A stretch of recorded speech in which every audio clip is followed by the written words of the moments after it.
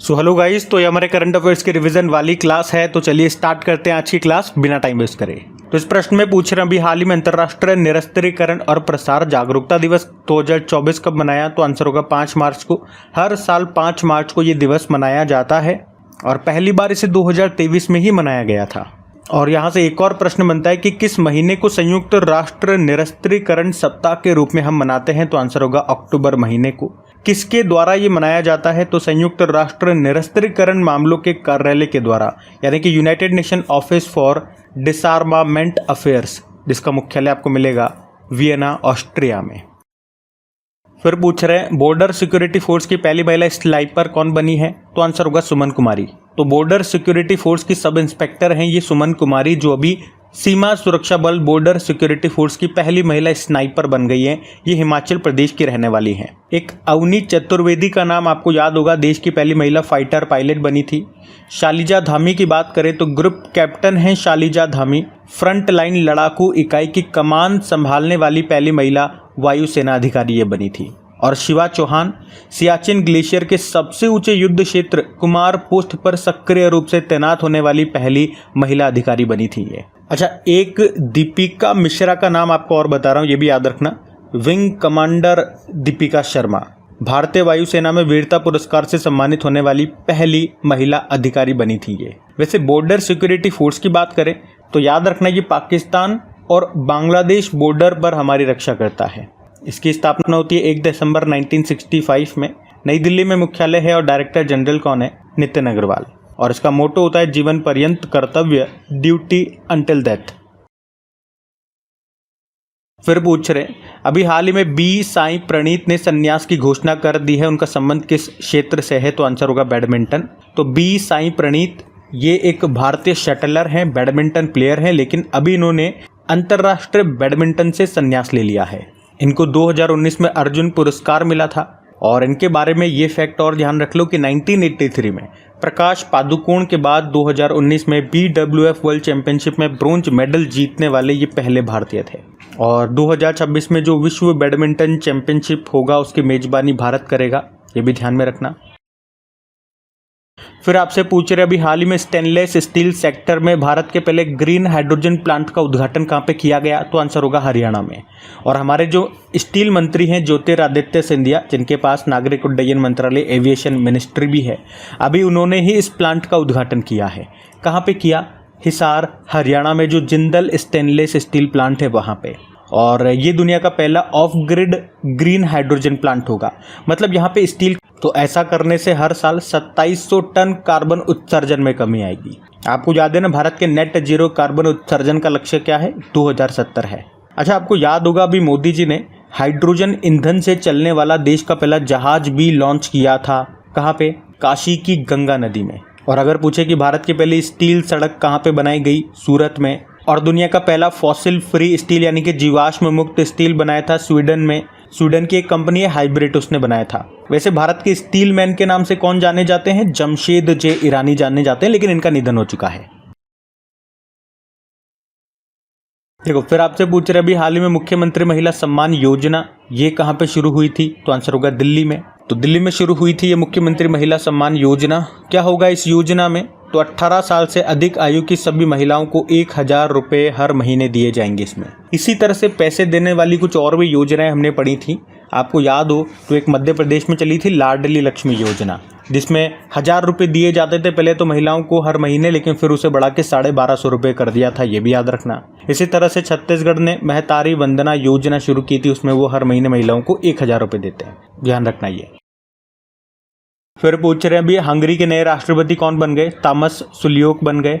आपको अगर याद हो तो इसी साल फरवरी 2024 में ही हमने पढ़ा था कि हंगरी की जो प्रेसिडेंट हुआ करती थी कैटलिन नोवाक, उन्होंने इस्तीफा दे दिया था।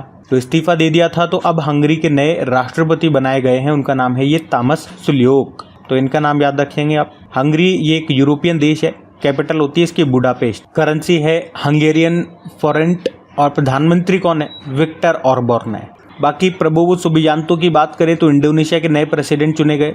अहमद अवद बिन यमन के प्रधानमंत्री बने और नायब बुकेले ये अल सल्वाडोर के प्रेसिडेंट बने।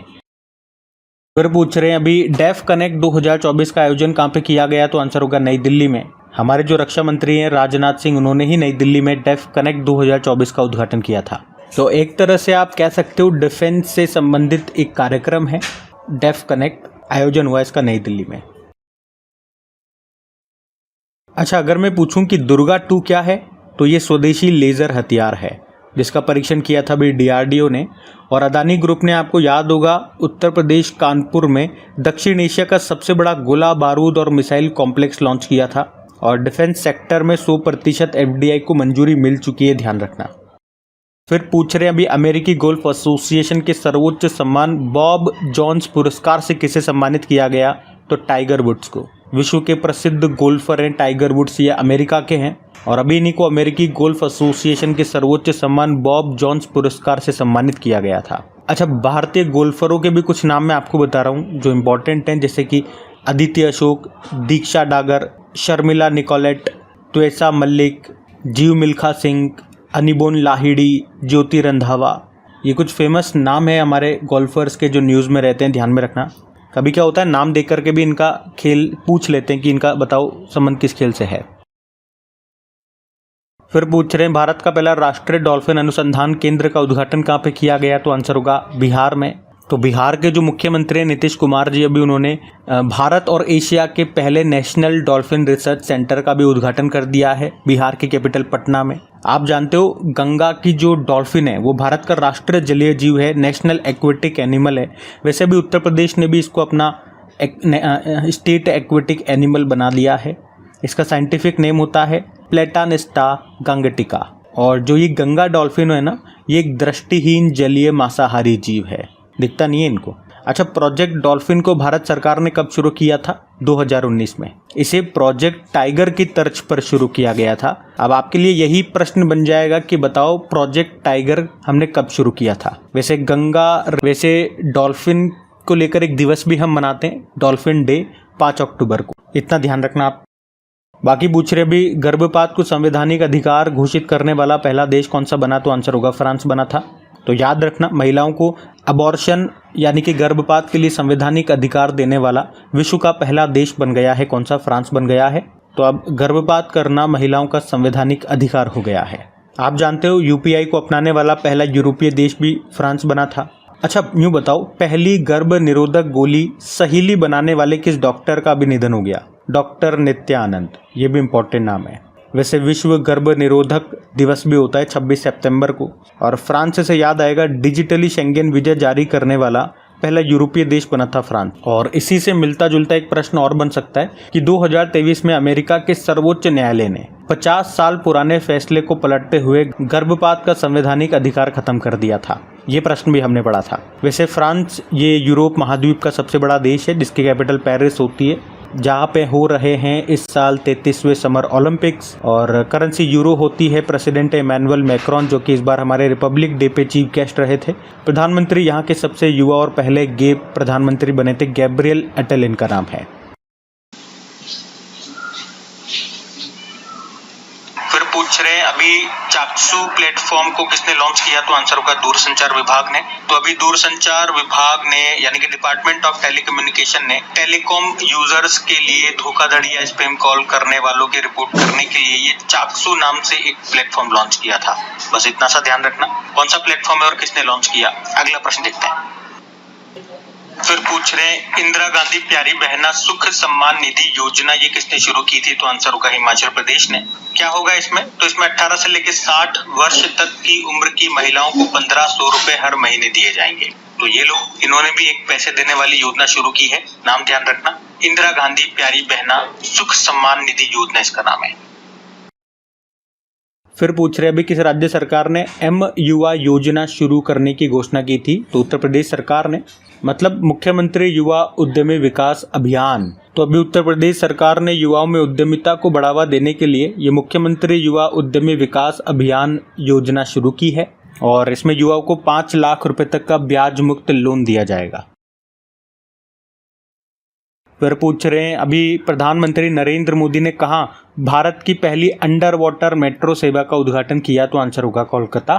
तो ये जो मेट्रो है ये ज़मीन से 33 मीटर नीचे और हुगली नदी के तल से 13 मीटर नीचे बने ट्रैक पर दौड़ेगी। आपको पता होगा 1984 में ये देश की पहली कोलकाता मेट्रो बनी थी और अब ये देश की पहली अंडर वाटर मेट्रो बन गई है। तो इसके लिए हावड़ा स्टेशन से महाकरण स्टेशन तक 520 मीटर लंबी टनल बनाई गई है जिसमें 2 ट्रैक बिछाए गए हैं और आप कह सकते हो ये दुनिया में सबसे गहराई में बना मेट्रो स्टेशन है। और अगर अभी तक आप देखोगे पूरी दुनिया में और भी चलती हैं कि इस तरह की मेट्रो जो पानी के अंदर चलती है, तो 2 जगह चलती है, लंदन और पेरिस में, और अब भारत में।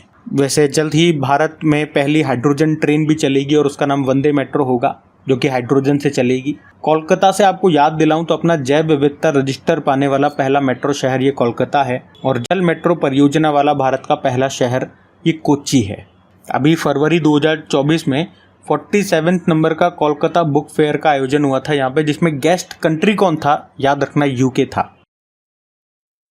फिर पूछ रहे हैं अभी भारत की पहली एआई टीचर का नाम बताइए, तो आंसर होगा आइरिस है। तो ये आर्टिफिशियल इंटेलिजेंस पर आधारित देश की पहली रोबोट टीचर है जिसका नाम आइरिस है। किसने बनाया?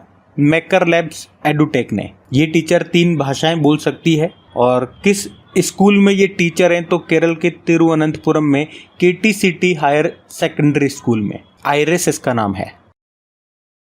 फिर पूछ रहे अभी किस राज्य के माजुली मुखोटे को जीआई टैग मिला था? तो असम का है ये माजुली मुखोटा जिसे अभी जीआई टैग मिला। इसके अलावा असम के माजुली पांडुलिपि पेंटिंग को भी जीआई टैग मिला है। अभी वैसे हैदराबाद की लाख की चूड़ियों को भी जीआई टैग मिला था और आप कह सकते हो हलीम के बाद ये हैदराबाद का दूसरा प्रोडक्ट है जिसको जीआई टैग मिला था।